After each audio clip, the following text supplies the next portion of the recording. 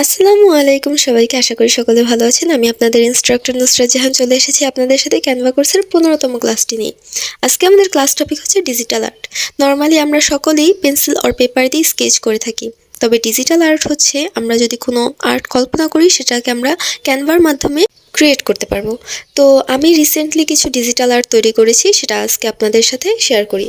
এই হচ্ছে আমার ডিজিটাল আর্ট, যেগুলো আমি সম্পূর্ণ নিজের আইডিয়া থেকে তৈরি করেছি। ডিজিটাল আর্ট করার ক্ষেত্রে নিজের ক্রিয়েটিভিটিটাও অনেক ইম্পর্ট্যান্ট। ক্রিয়েটিভ না হলে আসলে ডিজিটাল আর্ট করা যায় না।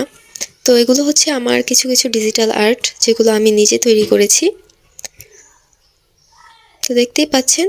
তো সেম ওয়েতে আমরা এরকম একটা ডিজিটাল আর্ট আজকে করে দেখব।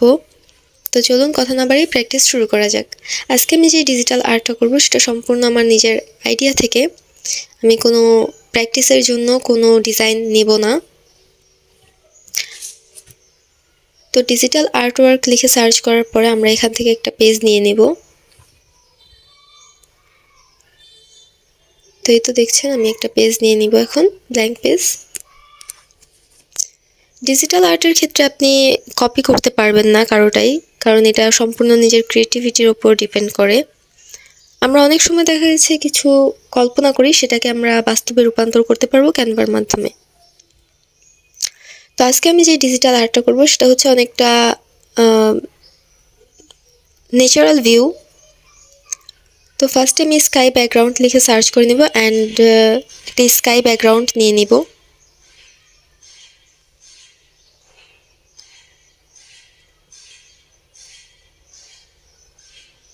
তো এতে আমি একটা স্কাই ব্যাকগ্রাউন্ড নিয়ে নিলাম।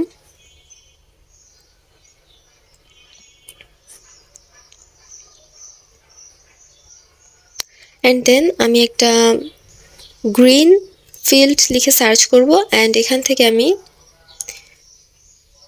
ফিল্ডটাকে গ্রিন করে নিব এভাবে। তো আমি অনেকগুলো ডিজাইন দেখেছি, সবগুলো ডিজাইনই প্রো করা, সুন্দর সুন্দর যে ডিজাইনগুলো সেগুলো প্রো করা, সেগুলো আমি নিতে পারছিলাম না। তাই আমি এটা নিয়ে এটাকে আমি কাস্টমাইজ করে নিলাম। এটাকে আমি ব্যাকওয়ার্ড দিয়ে দিব।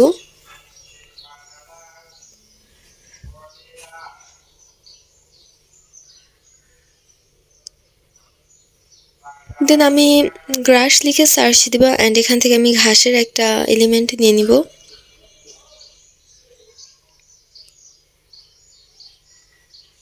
এই তো এটাকে আমি পজিশন অনুযায়ী বসিয়ে নিচ্ছি। ওকে, দেন আমি আরও কিছু এলিমেন্ট নিয়ে নিব। ডিজিটাল আর্টটা করার পরে আপনারা দেখতে পারবেন যে আসলে কতটা সুন্দর হয়েছে। আসলে আমরা অনেকেই বলে থাকি যে ফোন দিয়ে কোনো ডিজাইন করা যায় না অথবা ফোন দিয়ে কোনো কাজ করা যায় না। ইচ্ছা থাকলে সব কিছুই হয়। ফোন দিয়েও চাইলে কাজ করা যায় অ্যান্ড গ্রাফিক্স ডিজাইন করা যায়। আপনারা এর আগের ভিডিওগুলোতে দেখেছেন আমরা সকল ধরনের ডিজাইন ফোন দিয়ে করে দেখিয়েছি। তো এই তো আমাদের গ্রাসগুলো পজিশন অনুযায়ী বসানো ডান। এখন আমরা পন্ড লিখে সার্চ করে নেব অ্যান্ড এখান থেকে ছোট্ট একটা পুকুরের এলিমেন্ট নিয়ে নিব আমরা। যদিও সকল ভালো ভালো এলিমেন্টগুলোই প্রো করা, আমি অনেক খুঁজে এই এলিমেন্টটা খুঁজে বের করেছি।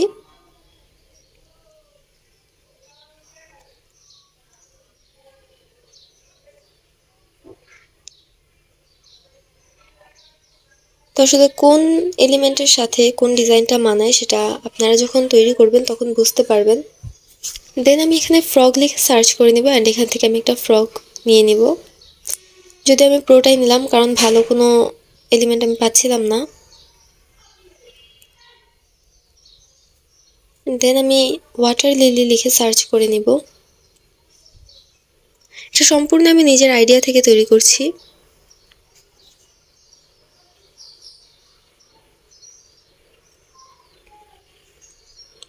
তো আপনারা দেখতেই পাচ্ছেন সকল ভালো এলিমেন্টগুলো প্রো করা।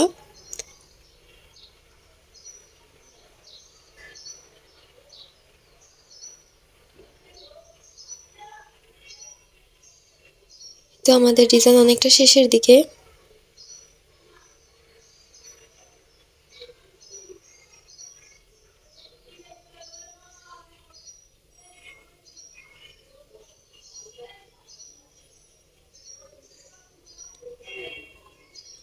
আমরা আরেকটা ফ্রক সাইডে বসিয়ে নিব।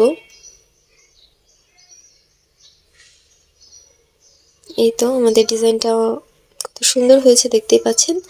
দেন আমি এখানে সাথে কিছু পাথর অ্যাড করব, তাই আমি রক লিখে সার্চ দিলাম।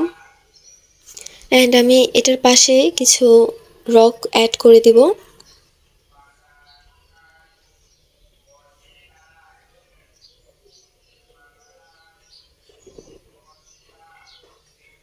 দেন আমি এই পাশেও কিছু রক অ্যাড করে দেব।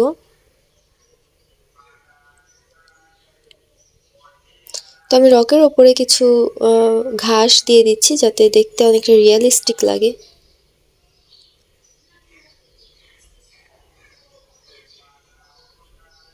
দেন আমি এই পাশেও কিছু রক অ্যাড করে নিব। এই তো আমি এই রকটা সিলেক্ট করে নিলাম।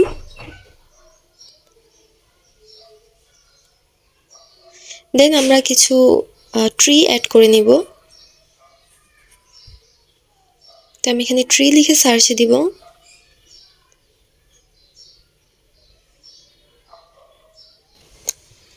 অ্যান্ড এখান থেকে আমরা একটা ট্রি সিলেক্ট করে নিয়েছি। এই ট্রিটা আমরা সাইডে বসিয়ে দিব। বসিয়ে আমরা ব্যাকওয়ার্ড করে দিব যাতে বোঝা যায় যে রকের পিছনে ট্রিগুলো অবস্থান করছে। এই তো আমাদের ডিজাইন অনেকটা শেষের পর্যায়ে চলে এসেছে। ট্রিগুলো পজিশন অনুযায়ী বসানো হয়ে গেলেই আমাদের ডিজাইন রেডি। তো এই তো দেখতে পাচ্ছেন আমাদের ডিজাইনটা সম্পূর্ণ রেডি। আমরা কত সুন্দর করে ক্যানভার মাধ্যমে একটি ডিজিটাল আর্ট তৈরি করে নিলাম। তো এবার সেভ করার পালা, আমরা সেভ করে নিব। আজকের ভিডিও এই পর্যন্তই। পরবর্তী ভিডিওতে আপনাদের সাথে আবার দেখা হবে। ততক্ষণ পর্যন্ত ভালো থাকবেন, সুস্থ থাকবেন। আল্লাহ হাফেজ। আমরা আমাদের ডিজাইনটা এক নজরে একটু দেখে নিই।